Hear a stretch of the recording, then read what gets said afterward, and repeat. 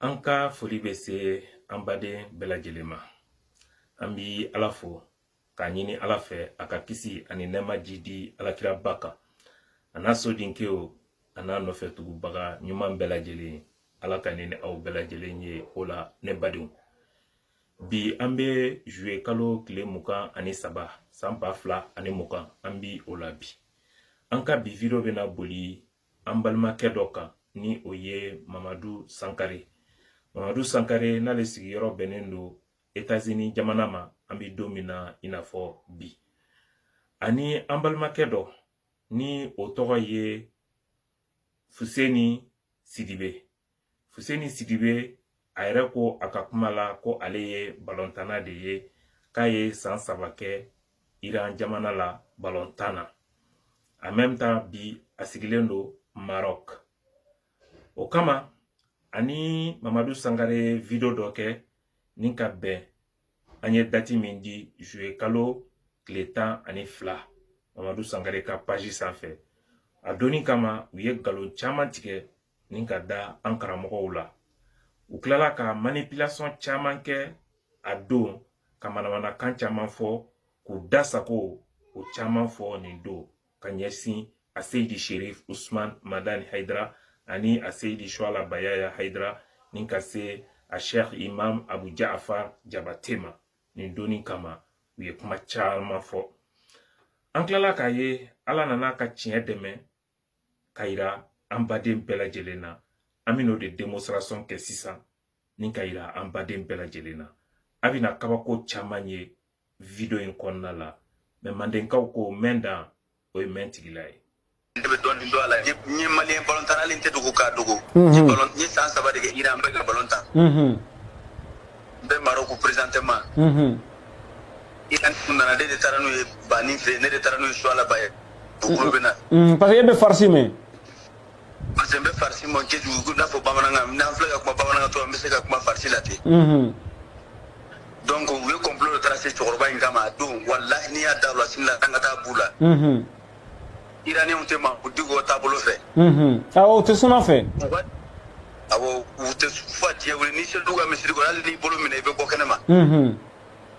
Awɔ ni bɛ ka kuma fɔ n bɛ ka fɔ ni Ala cɛla de. Non ne yɛrɛ b'o caman kalama la ne b'a dɔn siyamɔgɔ ye mun ye olu bɛ silamɛya pratique kunjugu de kan o.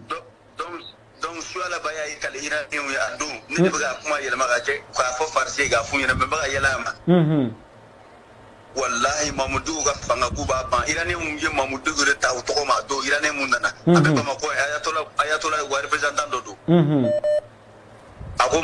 Mamudigo bɛ ka siyaw dominer ko u dun bɛ ka wariba di Shuala Baye ma aw dun bɛ ka sara a kama pour que a ka se ka Chiites ka cause défendre Bamako. Mali kɔnɔna la Shuala Baye la k'a tulo bɛ n'an tɛ ka nkalon da la u ka Iranien ka généraux 3 bɛ nord la ne n'ale de turu kunbɛn yanni n ka voyager ka na Iranien généraux 3 de b'an ka nord la u ka kumuna Shuala Baye b'a dɔn ne b'a dɔn. Donc k'u ka sabali. U ka sabali. K'u ka sabali u ka kɛ Ala kama bɔ u ka hinɛ Mali in na Mali sɛgɛnna. Donc Haidara denw Shuala Baye wallahi de Ala ye ni nana Mali la k'an ka affrontement kɛ Iranien mun taara don c'est-à-dire Iranien mun nana fɛ a ye kuma fɔ Iranien ɲɛnɛ k'a ka kɛ hɔrɔn ye a ka bɔ k'a fɔ maliyɛnw ɲɛnɛ a ye Mali janfa a mɛnna. Hɔrɔnw tɛ wallahi ko bani ka sabali n mɔkɛ don n fa don n mɔkɛ don mais k'u ka sabali k'u ye Mali janfa wallahi. U ka Mamudigo to Mamudigo wallahi bila Mamudigo silamɛ ne sɔnn'o ma bi ni kɛlɛ in ne denmisɛnnin ni bɔlen tɛ ne sɔnn'o ma bi parce que don min na Iranien ninnu na so kɔnɔ Shuala Baye y'a la ye kale ka Iranien ninnu ma. Iranien ninnu sigilen don Mali la ye ani Jafar Abu Jafar. Abu Jafar tɔgɔ lui aussi il était présent moi j'étais l'interprète. Aw ye Mamadu Sankare ani Fuseni Sidibe ni balontanna don n'a sigiyɔrɔ bɛnnen don Maroc ma an bɛ don min na bi a bɔra k'u lamɛn sisan. Anw Ala barika la anw ti galon da mɔgɔ si la anw janbi an kumakan na wallahi ni ko i ye silamɛ ye k'i bɛ Alakira de nɔfɛ kisi ni nɛɛma b'a ye i jija i k'i janto i dala nɛ na a nafa ka bon kojugu i bɛ kira kun kɔrɔta i ko bɛ diya Ala ye. nga adamaden mako ɲinini kama e mako foyi t'i dala kuma la an bɛ ka jɔrɔ an bɛ ka siran bi ni maliyɛnya ye tellement que maliyɛn dɔw jogo tiɲɛna ka se degré min ma Mamadou Sankare ale b'i disi gosi ni silamɛya di ale b'i bɔ kuma bɛɛ ka kuma silamɛya de tɔgɔ la a yɛrɛ ɲumana k'a bi kafiri kɛlɛ la mais jogo bi e la o ti sɛkili min wulu la wallahi an balimaw mɔgɔ minnu de b'a fɔ ko ka futinɛ ko mɔgɔw ka sabali k'o dabila mais olu de ɲɔgɔn futinɛ dadonna tɛ a bɛna bɛɛ video kɔnɔ ni ala sɔnna aw kana presse an bɛna dɔɔni dɔɔni nka an bɛ segin an balimakɛ min bɔra ka kuma sisan an ka segin an k'ale ka vocal wɛrɛ lamɛn tuguni tile 10 kɔfɛ a kelen kɔ ka taa ni ngalonba in ani ni manipulation kɛ Mamadou Sangare fɛ yen a n'o ka baaraɲɔgɔnya kɔnɔ a seginna ka min fɔ vocal dɔ la an ka segin an k'o lamɛn an bɛ tila k'a ka video fana yira aw la ne badenw aw bɛna kabakoya kosɛbɛ k'a fɔ minnu sigin bɛ tiɲɛ kan ani minnu sigin bɛ manipulation kan a bɛ n'o tiɲɛ sabatilen ye bi ni ala sɔnna ma wa an y'o caman yɛrɛ yira aw la ka tɛmɛ. Il y a des personnes mal intentionnées l'autre jour ni mun kɛ k'a fɔ k'a ɲana ma ɲa dɛ m'a dabɔ n t'a dɔn yɛrɛ k'a bɛ k'a bila Facebook ka direct la sinon ne ye ballon tan yira ne bɛna visa nɔfɛ don min na e ɲana ne ma f'i sabila i tɛ n dɔn i tɛ n somɔgɔ dɔn i tɛ n bɔ yɔrɔ dɔn ne taara ne ye wari fitinin min sɔrɔ yira mais komi n fɛnɛ ye n ka dalilu d'i ma iranien ye n jafa ko caman na donc iranien mago bɛ sa diɲɛ yɔrɔ o yɔrɔ ne mana mɛn ko mɔgɔ mago bɛ iranien ka ko la dɔrɔn i b'a hakɛ to nkalon tɛ dɛ hali ni fɛn fɛn bɛ se k'i mangoya ne b'a kɛ ka iran mago sa donc i b'a fɔ ne fa jabate yen ko n bɛna video kɛ fɛn fɛn ka d'a ye n bɛ video kɛ Facebook la ka ɲɛda tɛ dogo dɛ ka ɲɛda yira maloya t'a la yɛrɛ ka yafa ɲini kɛ ka bɔ siya n ye mun fɔ siyaw kan ne yɛrɛ bi t'a kɔfɛ n donna siya la i ye siya ɲɛfɔ n ye n y'a faamu a ka haramaya ko 7 n ye silamɛ n tubiyara ka don siya la fɛnɛ a fɔ ne fa ye ko ni n nana n bɛ n ka mobili ta ka taa ka so a bɛ n kalan siya mɔgɔw ka taabolo la n b'a la ne ni n ka denbaya bɛɛ b'a latimɛ sa ne ni muso ni denw an b'a kɔ i y'a mɛn donc ko a ka yafa n ma n bɛ video kɛ inshallah parce que mɔgɔ baden ne ye n wele mɔgɔ baden n yɛrɛ ka mɔgɔ ba dɔw bɛ Iran u ye n wele karisa n b'a dɔn i tɛ ni mɔgɔ sugu ye mais peut-être u y'i piéger ne sanni wari t'u bolo u tɛ se ka ne san i m'a faamu ne san wari t'u bolo k'a fɔ k'u ye wari de di ne ma ka ne bila ka iranien dɔgɔya o tɛ ou bien ka kuma lankolon fɔ mɔgɔbaw ma o fana tɛ donc dalu b'a la adamaden bɛɛ n'i ka bɛɛ bɛ fili ka da i ka tiɲɛ ma inshallah b'a fɔ jabate ɲɛna ko a ka yafa ko n bɛna video kɛ video direct yɛrɛ ni n b'a kɛ fɛnɛ donc n b'a a filmer ka ta ka ci i ka WhatsApp la inshallah i fana ka yafa n ma n y'i tɔgɔ fɔli min kɛ sinon ne bɛ iranien généraux dɔn wa tiɲɛni kan de don n y'a dabɔ tiɲɛni yɛrɛ kama n b'a fɔ tuguni dɛ mais silamɛw don k'u ka yafa silamɛ bɛ yafa ni yafa delila silamɛ fɛ ale bɛ yafa inshallah. Ne hakili la ni wasara aw ti sogo la wallahi aw bi aw ɲɛ la ni de ye danbetigi ni hɔrɔn ani silamɛ bɛɛ jɔrɔ yɔrɔ ani o hami yɔrɔ ye ni an faso ye ni o ye Mali ye Mali jeunesse de filɛ wallahi ninnu de ye faso jɔlaw ye galon de bɛ ka fanga sɔrɔ bi anw faso kɔnɔ jamanaden caman kɛra u tɛ se ka kuma fiyewu f'u ka galon de tigɛ f'u ka manipulation kɛ u ka dɔ mankutu tiɲɛ ka dɔ tɔgɔ tiɲɛ ka don dɔ kun mais nin bɛɛ bɛ kuma ni ala tɔgɔ de nin bɛɛ bɛ i disi gosi ni silamɛya in de tɔgɔ ye ala ne badenw anw maliyɛn denw aw bɛna siran ala ɲɛ kuma jumɛn ka dɔn ko a bi adamaden faga ka t'i da i kaburunin kɔnɔ dɔw bɛna fɔ nin kuma ma bɔ Sangare da mɔgɔ wɛrɛ de nana ka direct kɔnɔ o de ye kuma in fɔ mais aw kana ɲinɛ dɛ Sangare bi ka a soutenir kuma in na kosɛbɛ a bɛ k'a suruku nka Sangare yɛrɛ ye jɔn ye o ka jugu ka tɛmɛ nin kamalen in yɛrɛ kan n ti bɔ video in kɔnɔ fiyewu fo n ka Sangare yira aw la ne balimaw i n'a fɔ ne delila ka ayira aula don kelen ka tɛmɛ n tɛmɛtɔ vite fait n y'o kɛ nga an ka taa fɛ nin ye an balimakɛ kumakan de ye min ye galon tigɛ k'a da a Seydi Sherif Ousmane Madani Haidara la k'a da a Seydi Shuala Bayaya Haidara la k'a da a Cheikh Imam Abu Ja'far Jabate la o de filɛ nin kuma la tuguni nin ye i b'a fɔ ko nin kuma fila in bɛɛ lajɛlen ma bɔ adamaden kelen de da kɔnɔ ne balimaw a ko a bɛ général dɔw dɔn ko général saba k'olu bi Mali nord la a tilala tugun k'ale ti Iran général dɔn munna ale ye nin kɛ ka ɲɛsin an karamɔgɔw ma parce que dɔrɔn ko ale dusu tiɲɛnen don iraniyɛnw kɔrɔ o kama dɔrɔn ne balimaw an ka jɛ an k'an balimakɛ lamɛn tugun video la a yɛrɛ ɲɛda bi bɔ video min juste pour que ka video in continue fɛnɛ n bɛ a continue k'a fɔ ko foyi ma deli ka tɛmɛ ne ni Jabate cɛ foyi t'an cɛ n t'a dɔn a tɛ n dɔn i m'a faamu foyi ma deli ka tɛmɛ an cɛ an tɛ ɲɔgɔn dɔn an ma deli ka ɲɔgɔn sɔrɔ ala kelen na o ye kelen ye pour dire k'a fɔ je n'ai rien contre les chiites i m'a faamu seulement citation min bɛ ka kɛ Bamako ça me déplaît et puis depuis n y'a ye ko siyamɔgɔ dɔw bɔra ka video kɛ siɲɛ kelen siɲɛ fila a énervé parce que iraniyɛnw ne y'o kale ala la o mun ye ambassade fɛnɛ ye ambassadeur tɛ n dɔn n t'a dɔn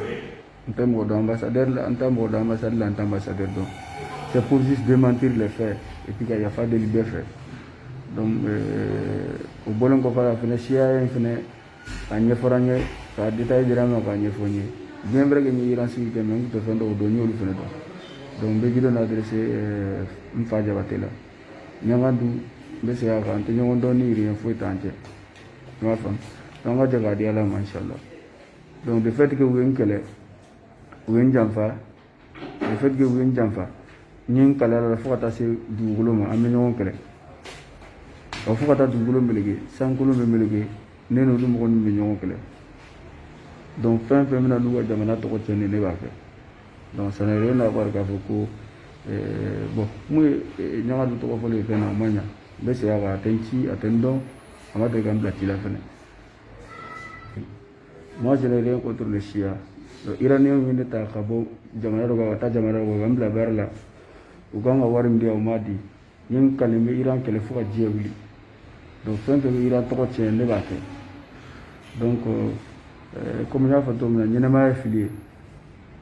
donc n b'a ɲini o ɲagadu kelen fɛ a ka yafa n ma k'a fɔ a ka yafa donc k'a ɲini Jabate fɛ a ka yafa bon ni n donna mun kasi la o ka yafa n ma n ye mun fɔ général iranien ka général ko kuma ni fɛn nin foyi n tɛ foyi kalama a la donc sur ce inchallah n bɛ bɔ kuma la o ko nin de ma ko sans commentaire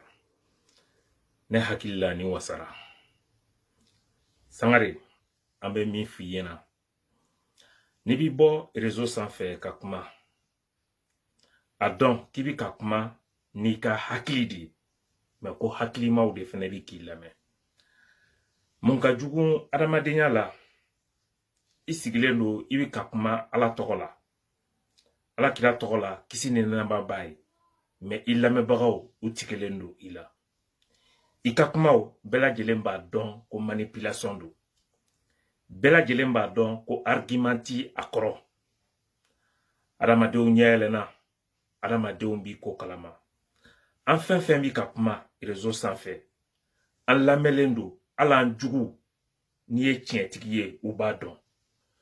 n'i ye galontigi ye i ni yɛrɛ fɛnɛ b'a dɔn ko ne bi ka karisa lamɛn n bi ka ka video aimer wa n bi ka partager nka galontigɛla don kalabanci don fana don ducila don wa futinɛmɔgɔ don bilahi hɔrɔnya dan de ye i jugu dalen don i la o ka kan ka hɔrɔnden bɛɛ bɔ Sangare n'i ma ɲɛ i bɛ kuma ni ala tɔgɔ de Sangare i bila ala ko minan kɔnɔ i k'i bila ala kira ka minan kɔnɔ kisi ni nɛɛma b'a ye i n'a fɔ i yɛrɛ bɛ min wele i yɛrɛ la k'e ye sunnamɔgɔ de ye Sangare i ka nin wale ninnu nin ye sunna taasira dɔ ye wa o jaabi o bɛ i yɛrɛ bolo n'o y'a sɔrɔ nin ye ala kira ka taasira de ye nka nin ko ninnu ti bali anw na anw wasolen don anw b'an disi gosi réseau in sanfɛ barisabula an bɛ kuma o kuma fɔ a kuma talen don a sun kɔrɔ an ka galoma deli ka kɔrɔbɔ réseau in sanfɛla la o sɔrɔla an fa ni an baw ka lamɔko ɲuman fɛ ani an ye min tɔmɔ an karamɔgɔlakaw kɔ ni o ye sirifiw ye wallahi sirifiden minnu u m'u mɔkɛ janfa u ma alakira janfa u ma nin diinɛ in janfa u ma danbe janfa u ma yɛrɛdɔn janfa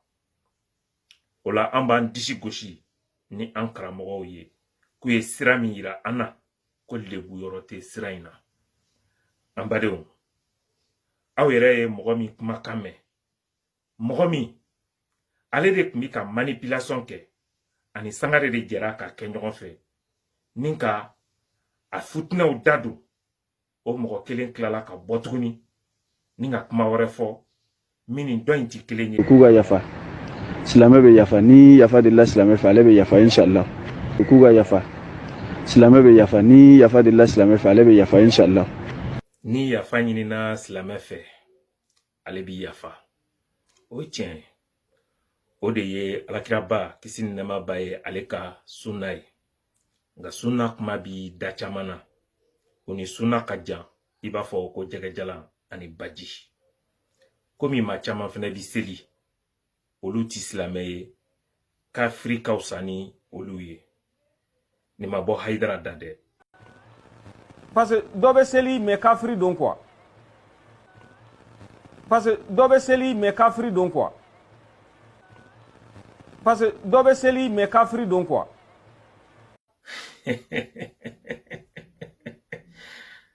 ne badenw ala de tɔgɔ ko tiɲɛ a tɛ se ka kɛlɛ wallahi ni disi da la a b'i disi pɛrɛn i yɛrɛ dabara o de bɛ tila ka na tiɲɛ fɔ ala ka jɔnw ye kɔni an balimaw ko ni silamɛ delila k'a bi yafa siga foyi t'a la nin Sangare kelen in Mamadu Sangare États-Unis nin de bɔra don tɛmɛnenw na k'i nin da Yaya Konate kan jɔnma dafa ko o de ye tomɛri ye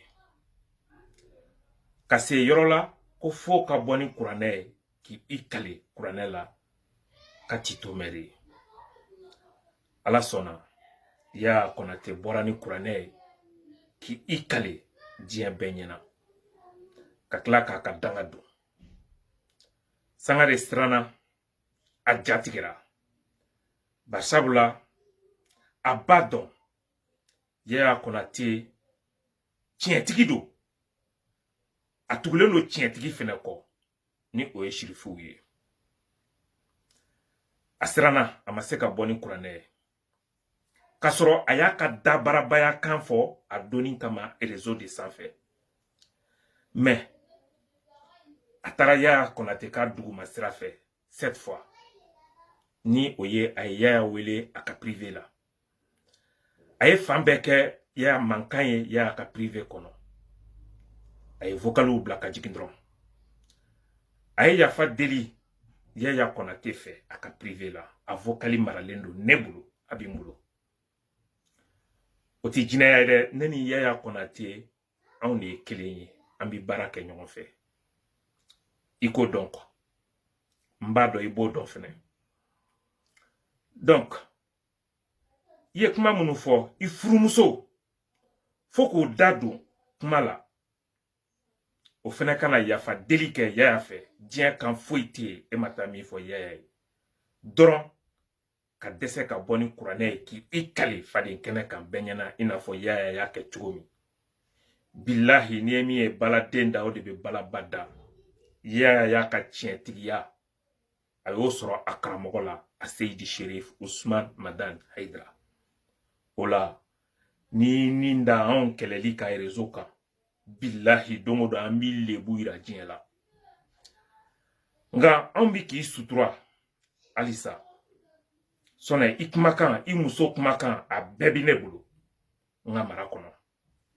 don nataw la n'i kɛra hɔrɔn ye ibi mana ko minnu kan ka kɛ réseau kan ni diinɛ tɔgɔ ye k'i yɛrɛ dɔn ka jɔ o de da ka di la n'o tɛ i muso kumakan i yɛrɛ kumakan i bi ka delili minnu kɛ an b'a yira diɲɛ mɔgɔ la dɛ trop c'est trop i bɛ publication mun na don o don an ɲɛ b'a bɛɛ la an badenw nin kamalen ni o ye Mamadu Sangare ye nin ti foyi la réseau sanfɛ futinɛ mɔgɔya kɔ ani ka futinɛ da don ala ka jɔnw olu ni ɲɔgɔn cɛ ne badenw Mamadu Sangare ka publication dɔ de filɛ nɛ n'aw taara ka page kan a bɛ taa nin publication in ye yen nɔ an badenw nin bɛ mun kan don min na au conseil islamique du Mali ni an ka seko ni o ye a Cheikh Imam Mahamoud Diko u kun ka kan ka ɲɔgɔn ye au conseil ka misiri kɔnɔ ACI 2000 la o don ɲɔgɔn ye in bɔra a ma ka sababu kɛ an fa an'an ka imam a Cheikh Imam Mahamoud Diko ale yɛrɛ ka ɲinini ye ni mɔgɔ kelen ninnu de nana ka nɔ o yɛlɛma réseau sanfɛla fan bɛɛ lajɛlen na ni k'o lakale cogo la Imam Diko yɛrɛ ma min fɔ fiyewu Yaya Konate bɔra ni ka ko k'a ɲɛfɔ a ɲɛfɔ cogo la a kɛra cogoya min yɛrɛ la aw bɛ ɲinɛ k'a fɔ ko Yaya Konate sirifuw ka kalanden don a ye sirifuw jogo ta ni o ye tiɲɛtigiya ye ale ka kuma tɛ se ka kɔrɔbɔ bilahi o de bi anw ni cɛw cɛ réseau sanfɛ an ka kuma a tɛ se ka kɔrɔbɔ ala ye an ka tiɲɛ sabati Yaya Konate ye ko lakale cogo min Musaba bɔra ni o ye Abubakar Musaba ka bɔ Katikaw fɛ yen a bi au conseil islamique kɔnɔ wa ko tinani mana min fɔ Bamba ɲɛko la a dɔnbaga lajɛ de y'a fɔ ale tun bi kɛnɛ in kan o ka lakale cogo ani Yaya Konate ka lakale cogo sika foyi ma don u ni ɲɔgɔn cɛ mɛn dan ye mɛn tigila ye donc a fɔli min ka ko Diko bana ka aw réseau tɛ tiɲɛ ye o tɛ tiɲɛ ye o tɛ tiɲɛ hali dɔɔni Diko ko an ma ko n'an bɛna wuli an ka ci fɔ a ɲɛna donc k'a b'a sigi an kɔnɔ an ye ci fɔ an na an wulitɔ an bɛna se fu ye an y'a sɔrɔ sira tigɛlen don Sokili ka immeuble in yɔrɔ in na Dawudabugu sanfɛlanin in na yen nɔ donc mobili tɛ se ka taa donc an ko n'o don k'an ka segin mais o y'a sɔrɔ nin ci fana fɔra an ɲɛna ko Diko ko k'an k'a bila waati wɛrɛ parce que situation man ɲi. Imam Mahamoud Diko ale labanna k'a laɲini tugun a Seydi Sherifu Usumani Madani Hayidara fɛ k'a fɔ komi jamana ɲaminen bɛ denmisɛnninw bɛ wuli ka jɔ la mɔgɔ sugu bɛɛ lajɛlen bɛ u cɛla o tuma o gɛlɛya ninnu kama yala u tɛ se ka ɲɔgɔn ye in bila waati wɛrɛ la wa tuma min na ni basigiw nana ka hakilisigiw la. mais o y'a sɔrɔ nin ci fana fɔra an ɲɛna ko Diko ko k'an k'a bila waati wɛrɛ parce que situation man ɲi mɔgɔ dɔw minɛlen don olu bɛ se ka fɛn kɛ donc an y'a ye hali n'an kan ka taa ni urgence in na kun t'a la parce que fɛn in yɛrɛ bɛna reporter o de y'a to an ma se ka se Diko fɛ yen Diko y'a fɔ ni kɔnɔna jɛlenya ye a y'a fɔ ni bonya ye déclaration in yɛrɛ ne ni Hayidara an bɛ se ka taa kɛ k'a sɔrɔ jama lajɛ tɛ anw yɛrɛ ŋaniya Hayidara sen t'a la Hayidara da t'a la anw de décision ta au conseil bureau la ka taa se Hayidara ma a ka so k'a kuma fɔ a ɲɛna a y'a ye basi t'a la an y'a fɔ Diko ye Diko fana ko basi t'a la an y'a lancer ko in kɛra nin cogoya la. Yaya i Konate an b'i fo wallahi i ye lamɔyɔrɔ ɲuman sɔrɔ i masa fila bolo ka tila ka lamɔyɔrɔ ɲuman sɔrɔ i karamɔgɔ bolo i b'i disi gosi n'i ka tiɲɛtigiya ye o de b'i n'i filanw cɛ wallahi sirifi kalanden ɲɛnɛma bɛɛ de bɛ tantɔ u bɛ waso n'u jogo de ye ne badenw ne hakili la ni wasara ni taara Yaya ka video in filɛ a bi a ka page kan a bi page ninnu caman kan sirifila tɔgɔ la ale bi ka kuma in fɔ ni bonya ye ka ɲɛsin an ka imam ma a Cheikh Imam Mahamoud Diko mais ni futinɛmɔgɔ ninnu de bi ka kuma tuma min k'a yɛlɛma ni k'a kɛ dɔgɔyama yɛrɛ ka ɲɛsin an ka imam ma ka sɔrɔ olu yɛrɛ bolo k'u bi k'a dɛmɛ di barisabula nkalon tɛ se ka ba tigɛ cogo si la ala tɛ sɔn ni aw bɛ IBK ko kɛlɛ de la ni aw mago bɛ IBK de la anw ka foyi t'o la anw ti masaya kɔ an ma deli k'a ɲini an ma deli ka consigne di vote di mɔgɔ si ma ko a ye taa vote karisa ye a ti an karamɔgɔ kuma nɔ si la ne balimaw o la n'aw bɛ IBK de kɔ a ye taa IBK ta ne hakili la aw de ye IBK sigi fanga la 2013 mɔgɔ ka kuma tɛ an ka seko a Sheikh Imam Mahmoud Diko ale yɛrɛ de y'a fɔ k'u ye misiriw yɛlɛma 2013 k'a kɛ campagne kɛyɔrɔw ye u ye mɔgɔw don a la cogo min wa u bɛ mɔgɔw bɔ a la ten ale yɛrɛ de ka kumakan don an ka mun de b'o la an karamɔgɔ ka mun de b'o la ala kama a ye fitinɛmɔgɔya dabila a ka bɛn ɲini ka don aw faso kɔnɔ n'o y'a sɔrɔ aw ye fasoden yɛrɛ ye nka mɛn dan ye mɛn tigila ye. Bon anw de ye misiriw yɛlɛmɛ k'u kɛ QG ye moi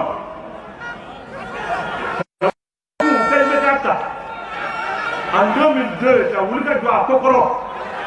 en 2013 ka jamana bɛɛ yɛlɛmɛ k'a dɛmɛ mais je suis obligé aujourd'hui ni jamanadenw y'u ɲɛsin ma i y'an don a la i tɛ fɛɛrɛ kɛ an ka bɔ a la. aw ye an ka imam lamɛn sisan k'olu de ye misiriw yɛlɛma ni k'a kɛ campagne kɛyɔrɔw ye olu de ye mɔgɔw don a la wa mɔgɔw ser'u ma u bɛ se k'u bɔ a la cogo min madensana bi o de fɔ an ye ko n'i y'i bolo don wo kɔnɔ n'i ma wo kɔnɔ fɛn sɔrɔ a ka kan i k'i tɛgɛ sɔrɔ nka mɔgɔ min bolo ma don wo kɔnɔ n'aw ko ka bɔ ni wo kɔnɔ fɛn jagoya ko k'o di aw ma a ye kɛlɛ tigɛ a ma k'a daminɛ 1991 ni bɛɛjɛ fanga donna an faso Mali kɔnɔ o de la ka se bi ma président foyi ma sigi o kɔnɔ ko a Seydi Sherif Ousmane Madani Haidara delila k'a fɔ ko ne bɛ voter karisa ye walima a ko a ka jama ma ko a ye voter karisa ye anw sigilen don an bɛ k'o dalilu de kɔnɔ an k'an da de ka bɔ réseau kan a ye na n'o prévu ye a kɛra mɔgɔ sugu o sugu ye an k'an da de ka bɔ réseau kan a Seydi Sherif Ousmane Madani Haidara ti politique mɔgɔ ye a da ti politique ko la a da kɔni bi a ka jamana jɔli ko la wa a ye jamana jɔ ni prévu ye diɲɛ mɔgɔ bɛɛ bi o kalama da tɛ dɛ k'a faso jɔ ni dalilu ye ni prévu ye min bangelen don diɲɛ mɔgɔ ye karamɔgɔ min y'o kɛ ale de do nka a bɛ taa bi a kan mun kɛra an badenw an b'a ɲini ala ka hakili ɲuman di jamanaden kelen kelen bɛɛ lajɛlen ma ni ne tun bi an fɛ k'a lase an lamɛnbaga bɛɛ lajɛlen ma aw badenkɛ ani aw sinji fɛ ni ala sɔnna ni ala ye weekend yira an na an bɛna video direct kɛ ni ala ma basi kɛ ni kow ma caya an ma ka détail caman di nin na min ma se ka kɛ an ka nin video kɔnɔ barisabula an kun ti fɛ video ka janya a kɛto bi a kan sɔlili ala Mustafa wari den ne bila ka ngalo na mogola jama den ne bila ka ngalo na mogola bani ben ne bolo karamɔgɔ Haidara ben ne bolo o bɛ n bɔ